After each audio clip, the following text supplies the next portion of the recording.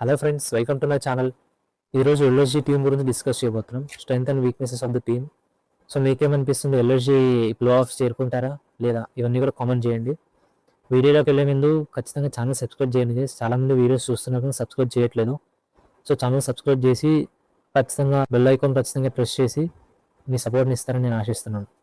So వీడియోలోకి వెళ్ళిపోతే main strength ఏంటి, వీక్నెసెస్ ఏంటి, వీటన్నిటి గురించి డిస్కస్ చేద్దాం. మెయిన్ బ్యాటర్స్ గురించి చూద్దాం. ఎల్ఎస్జీ స్క్వాడ్ గురించి డిస్కస్ చేస్తే బ్యాటర్స్ వచ్చేసి ఏడమ్ మార్కన్, ఇంకా మాథ్యూ బ్రీసేట్, ఆయుష్ బదూని, అబ్దుల్ సమద్, హిమాద్ సింగ్, అక్షత్ రాఘవాని.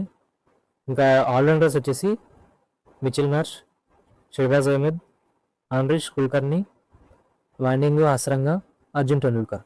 ఇంకా బౌలర్స్ వచ్చేసి మొహమ్మద్ షమి, మౌషన్ ఖాన్, ఆవేష్ ఖాన్, యాండ్రిక్ నోకియా, ఎం సిద్ధార్థ్, దిగ్వేష్ రాతి, ప్రిన్స్ యాదవ్, నందన్ తివారీ, ఆకాష్ సింగ్, మయాంక్ యాదవ్. ఇంకా వికెట్ కీపర్స్ వచ్చేసి Mukul Chowdary, Nicholas పురెన్, Rishabh Pant, Josh English. Matthew బ్రిచెట్ కూడా వికెట్ కీపర్గా కన్సిడర్ చేయొచ్చు, ఎందుకంటే 5 వికెట్ కీపర్స్ ఉన్నారు. చాలా మంది అనుకోవచ్చు ఎందుకు 5 వికెట్ కీపర్స్ అని. రిషబ్ పంత్ ఆటోమేటికలీ అతను ప్లేలోకి వస్తాడు. అతనే వికెట్ కీపర్ కమ్ బ్యాటర్ కూడా, క్యాప్టెన్ కూడా. సో ఖచ్చితంగా అతనే ఛాన్స్ ఉంటుంది, ఎక్కువ అతనే ఆడతాడు. సో బ్యాకప్గా పెట్టుకున్నారు. సో చూడండి, ముకుల్ చౌదరి ఈ వికెట్ కీపర్ లిస్ట్లో ముకుల్ చౌదరి చాలా మెయిన్ ప్లేయర్ అని నాకైతే అనిపిస్తుంది. ఎందుకంటే తనకి ఛాన్స్ రాకపోవచ్చు కానీ, బట్ అతనైతే is explosive bowler, explosive wicket keeper. అతను ఎక్కువ హిట్ చేయగలరు అండ్ వికెట్ కీపింగ్ కూడా బాగా చేస్తాడు. సో తనైతే ఇంపార్టెంట్ రోల్ ప్లే చేస్తాడు ఎల్ఎస్జీలో. సో అతను తీసుకుంటే మంచి ఛాన్సెస్ ఉంటాయి, వాళ్ళకు కూడా ఒక ఎక్స్ప్లోజివ్ స్టార్ట్స్ ఇవ్వగలడు అతను కూడా. సో చూద్దాం అతనికి ఛాన్స్ వస్తుందా రాదా అనేది. ఇంకా వీళ్ళు తీసుకున్న ప్లేయర్స్ అందరూ కూడా పర్లేదు, మంచి నేమ్స్ అయితే ఉన్నాయి. వాళ్ళ పర్ఫార్మెన్స్ అనేవి కూడా ఖచ్చితంగా చూడాలి. సో వీళ్ళకి అబ్జర్వ్ చేస్తే ఏడమ్ మార్కన్, ఇంకా మిచిల్ మార్ష్, ఇంకా నికోలస్ పురన్, ఈ టాప్ ఆర్డర్ వీళ్ళు ఫిక్స్. వీళ్ళైతే చాలా స్ట్రాంగ్గా ఉన్నారు. వీళ్ళు ఒకసారి క్లిక్ అయితే వాళ్ళ స్కోరింగ్ రేట్ చాలా స్ట్రాంగ్గా వెళ్ళిపోద్ది. సో వీళ్ళు క్లిక్ అయ్యడం ఎల్ఎస్జీ టీంకి చాలా ఇంపార్టెంట్ స్కోరింగ్ రేట్ విషయంలో. సో మీకేమనిపిస్తుంది, ఈ ప్లేయర్స్తో, ఈ స్క్వాడ్తో వీళ్ళు ప్లే ఆఫ్స్ చేరుకుంటారా లేదా? ఇవన్నీ కూడా చెప్పండి. సో నా పరంగా అయితే they have a good team. So వాళ్ళ స్ట్రెంత్ గురించి చూసుకుంటే వాళ్ళకి నికోలస్ పురన్, ఇంకా రిషబ్ పంత్ లాంటి ఎక్స్ప్లోజివ్ ప్లేయర్స్ ఉన్నారు. Rishabh Pant out of form అయి ఉండొచ్చు, బట్ వాళ్ళిద్దరిని కూడా తక్కువ అంచనా వేయలేం. నికోలస్ పురన్ లాస్ట్ ఇయర్ బాగా పెర్ఫామ్ చేశాడు. రిషబ్ పంత్ని కూడా లైట్ తీసుకునేది, చాలా స్ట్రాంగ్ ప్లేయర్ అతను కూడా. అండ్ పర్లేదు, వాళ్ళకి స్పిన్ ఆప్షన్స్ పర్లేదు, అంత ఎక్కువ లేవు వాళ్ళకి స్పిన్ ఆప్షన్స్. మీరు అప్డేట్ చేసుకుంటే వాళ్ళకి ఎడమ్ మార్కన్ కొద్దిగా స్పిన్ వేయగలడు. అండ్ అబ్దుల్ సమద్ కూడా, అతను కూడా మంచి స్పిన్ పర్లేదు, ఆల్రౌండర్. కొంచెం 1 or 2 ఓవర్స్ వేయచ్చు. సో వీళ్ళ నుంచి పార్ట్ టైం బౌలర్స్గా తీసుకోవచ్చు. వీళ్ళకి షెహబాజ్ అహ్మద్ మెయిన్ స్పిన్నర్గా అయ్యే ఛాన్సెస్ ఎక్కువ ఉన్నాయి. మెయిన్ స్పిన్నింగ్ ఆప్షన్తో అతనికి పేరు కొంచెం మంచిగా ఉండే ప్లేయర్ అంటే అతనే. మిగతా ప్లేయర్స్ మీద అంత నమ్మకం అయితే లేదు. సో ఇంకా పర్లేదు, వాళ్ళకి ఎన్నో ప్లేయింగ్లో ఉన్న ఆప్షన్స్ అన్నింటిలో కూడా వీళ్ళే కొంచెం బెటర్. అండ్ అసరంగాన్ కూడా లైట్ తీసుకునేది లేదు. అతను ఫిట్గా అయింది, మంచి పెర్ఫామ్ చేస్తే హిట్స్ ఇంకా టీంకి ఆడచ్చు.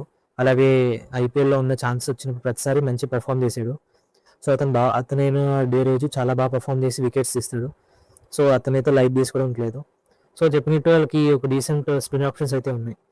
సో మెయిన్ ఇప్పుడు మనం టీం గురించి మాట్లాడుకున్నాం, స్ట్రెంత్ గురించి మాట్లాడుకున్నాం. Their main weakness was injuries. వాళ్ళకి కీ ప్లేయర్స్ కొంచెం ఇంజురీస్ అయ్యి, సో వాళ్ళు కీ ప్లేయర్స్ ఇంజురీస్ ఏం కాదు కానీ ఇంజురీస్ నుంచి వస్తున్నారు చాలా వరకు వాళ్ళు.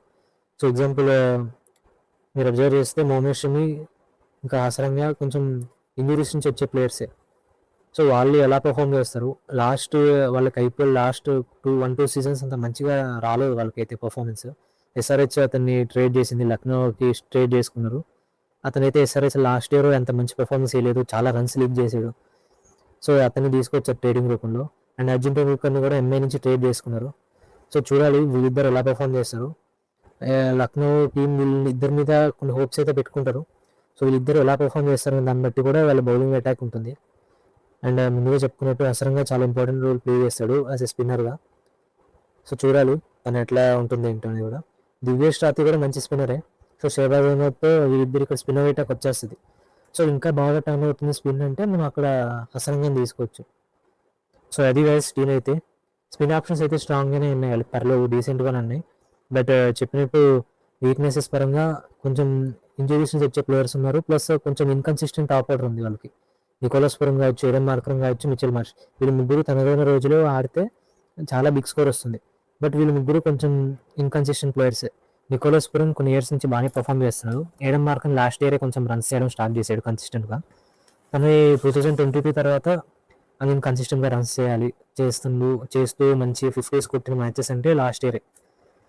సో చెప్పలేను, వీళ్ళు ముగ్గురు క్లిక్ అయితే వీళ్ళ టీమ్ స్కోరింగ్ రేట్ ఒక పీక్స్కి వెళ్ళిపోద్ది. లేదు అంటే వాళ్ళకి కొంచెం అటు ఇటుగానే ఉంటుంది. So they have a good squad. మాకైతే పర్లేదు, they have good squad. So మనం వీళ్ళ దగ్గర ఉన్న స్క్వాడ్ని యూజ్ చేసుకుని ప్లేయింగ్ లైన్ మనం చూద్దాం ఇప్పుడు.